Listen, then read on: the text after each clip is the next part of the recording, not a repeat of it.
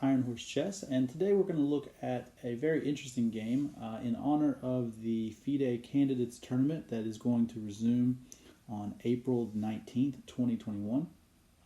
So in honor of this Candidates Tournament kicking back off after a delay due to COVID-19, we're going to look at a game by the world champion himself from actually back in 2003 against Jan Ludwig Hammer. So we're going to look at this, and it's a very interesting game. We're going to look at it from the perspective of black, given that it is the world champion playing black.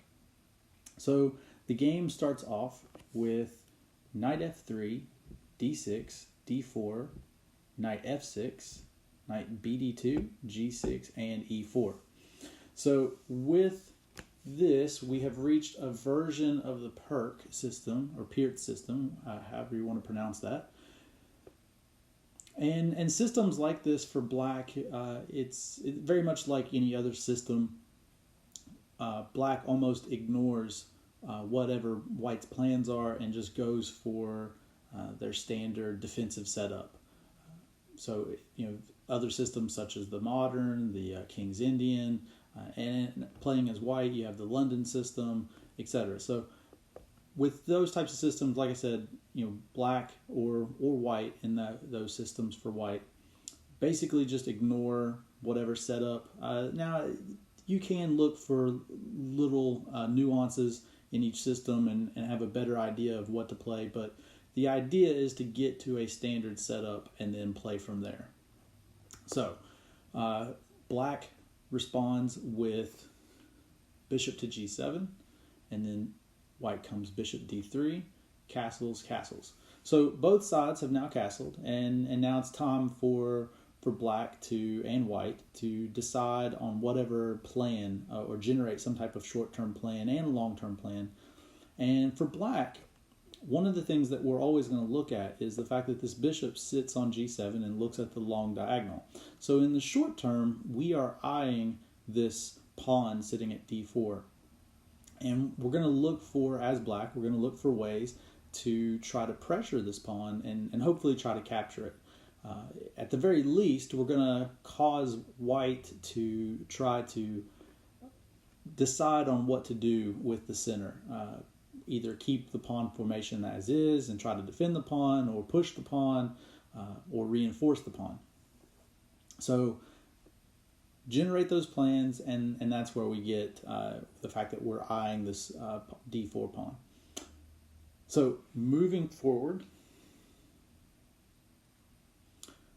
black immediately goes knight c6, again sticking with that short-term plan of pressuring that d4 pawn. And again, trying to make white decide on what to do about the center structure. If white were to go d5 here and kick back the knight, you don't want to come to e5 and offer the trade and end up putting a pawn here blocking your bishop. Obviously, d4 doesn't work. You could, in theory, I guess, come b4 and try to attack the bishop, but bishop retreats, and then a move like c3 or a3, and where's the knight going to go from there? Back here to a6. So not an ideal place for the knight to be. And if it goes to a6, bishop could chop, and then you've got double pawns here on the a file, and that's not really working in black's favor. So, you really almost have to go back to b8 here, and then you go back to b8, and this does restrain black a little bit by kicking him back and gaining a little bit of time, but you've also changed the structure in the center. You've given this dark square bishop on g7 this long range to play on now. Now we're eyeing this b7 pawn, or b2 pawn, I'm sorry. And so you've kind of changed the structure here. So now you have the opportunity as black to look for other ways to attack this d5 pawn now. So something like c6, and start prying at the center. With the pawn, if this pawn ever comes forward, you're going to end up with this bishop kind of stuck on light squares and all the pawns on the light squares, and you've just got a tall pawn here. So I don't see this as an exceptional answer for white with this. So we really don't want to push d5. So we're pressuring the d4 pawn. White has to respond to this and come up with an answer. So Hammer's option here was to just play c3. So with c3, he's reinforcing the pawn. So black responds e5. He's making a presence in the center with the pawn structure.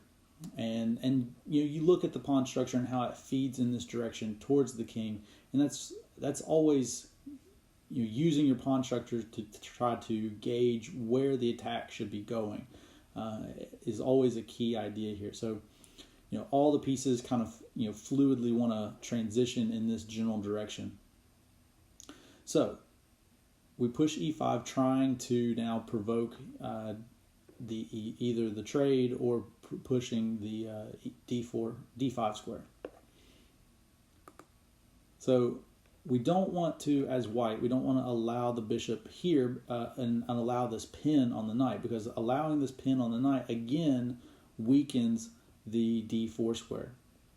If you get something like bishop g4 pinning the knight, then if you have a trade, then this pawn could be captured and because the knight's pinned. So we don't want to allow the bishop in here as white on g4. So Hammer plays h3 to prevent this, trying to restrain that bishop. So now black responds with knight h5. And the idea here is looking to come to f4. So one of the upsides now, because Hammer has played this h3 pawn, coming to f4, you can never really play g3 now, because to kick the knight, g3 leaves the h3 pawn hanging. So that's never going to work now. So now f4 does become a more ideal square. So Hammer goes for the exchange on the e5 pawn here. So d takes e5, and now Carlsen realizes in a moment here, he realizes that looking at the board, there's an in-between move. He realizes that this bishop sitting here at d3 is undefended. The knight is blocking the protection from the queen. There's no other pawns attached to it. So, why do we have to take this pawn and allow all these trades and simplifications? We can attack something. I'll give up, one pawn, 2 pawns to capture this bishop. So Carlsen plays knight f4. So Hammer has to now leave this and protect the bishop. So he plays bishop to b5, looking to possibly even exchange bishop for knight and double the pawns here and leave black with some structural weaknesses. So black plays knight e5, or captures on e5 here. So to get out of this exchange and also rebalance some material here, knight takes e5 and queen g5.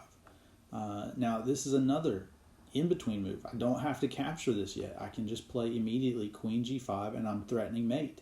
That is the biggest threat on the board right now, right here on g2.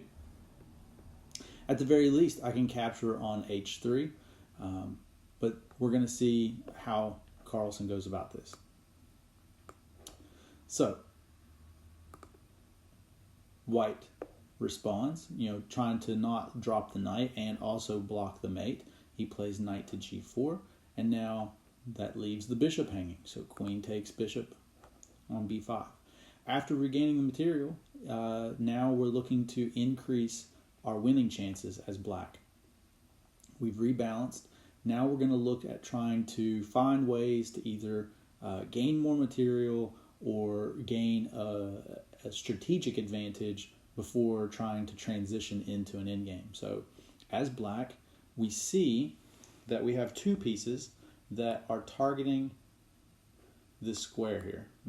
There's an arrow, there's an arrow. So we're targeting this square, and we see that that's a check with the knight, and we see that that also picks up the bishop on c8 as well, or c1 as well.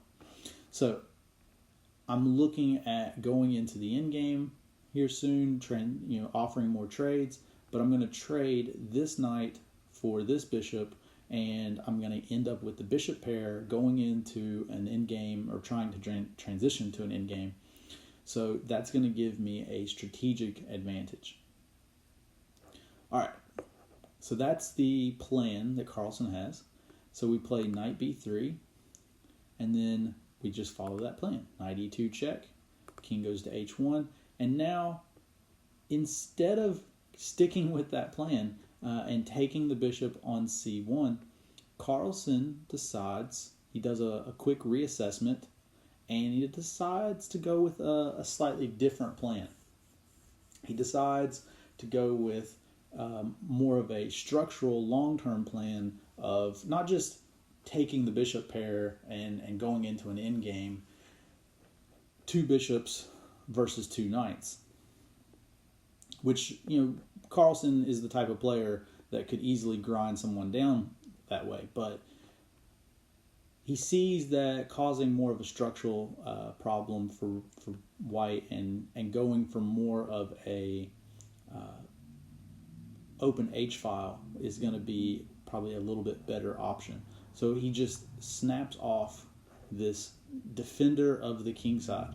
And if you look how many pieces that white has that are over here on the other side of the board.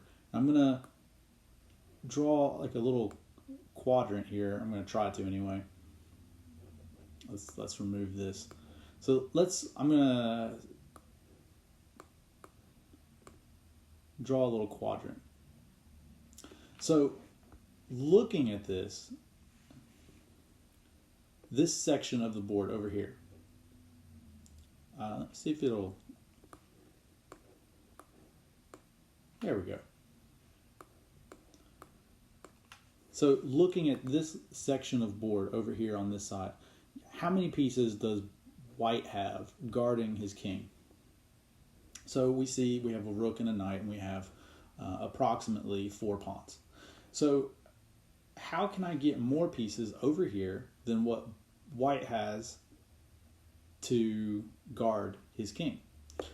And so the queen can immediately get over there. The knight is influencing squares over here. The knight is influencing these two squares here. So the queen is reinforcing the knight, but also has the immediate option of swinging way over here. So I've always got that option of getting to that h-file. So I just need to get this h-file open, and I need to get more pieces over there. So Carlsen takes this time, and he does this assessment, and he realizes that there's more here than just chopping off this bishop and going for this really drawn out endgame. So he plays bishop takes g4. So now when white recaptures with h takes g4, now we have this open h-file that we can work with. And the knight is always restricting the king. So we're building that mating net. So now rook at a to e8. So the idea here is going to be bring the rook forward, try to bring the rook over, and then go from there. That's at least the idea. But we also see that we're trying to pick up material along the way. We have an undefended pawn right here. We have another undefended pawn right here. So bishop e3. So you think, okay, I need to, as white, I need to develop my pieces. This bishop has been sitting on c1 for most of the game. I need to get this piece out, get it into the field, and start putting it to good use. At the same time, I have this knight here. It's super annoying. It's blocking squares from my king, which is starting to suffocate. You can feel that pressure building. So I want to get rid of this knight. I just need to find a good way to do that. Now, if I immediately, as white, play rook e1, then the knight can escape to the f4 square, or possibly some other square. So I don't want to allow the knight to escape. So I'm going to play bishop e3, and then I'm going to play rook e1, and then I'm going to try to capture this knight. And that's a logical idea. However, if you don't calculate thoroughly enough, then you realize that there are problems with it. So, this also does nothing to win this pawn here. So this was a big miscalculation. Carlsen just snaps off this pawn because he's not afraid of the rook e1. So rook e1, and now take a moment if you can, and push pause on the video and do a little bit of calculation. How does black win here? You've had a minute to look at the position. You see the rook at e1 as white's last move. He's getting ready to capture the knight at e2 if we don't do something about that.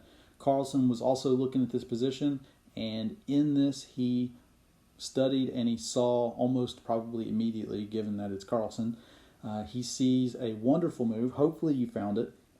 The move is queen to h5 check. Huge move. Carlsen quite literally drops the hammer here. So queen h5 check. You see how after g takes h5, we have the obvious rook h4 mate. So very interesting game in honor of Magnus Carlsen and coming into 2021 and having the world champion and the candidates kick off again. Again with the candidates tournament, that's going to restart on April 19th in Russia. When that does kick off, we will try to get some material from that posted on the site and posted on the YouTube channel. So definitely like and subscribe on there. We will try to get as much material on there as we can. It's a slow process. We're just getting started, and we're trying to make sure that the quality is up to par with what you guys deserve. Also, check out the website, ironhorsechess.com. Link in the description below. Or if you're already on the site watching this on the blog, obviously you know where to find it. On the website, there is a tab there for store. You can go and check out any type of merchandise that we have listed. More merchandise will be coming. It's just a slow process, like I said. So stick with us, and hopefully we'll have something on there that you like or need.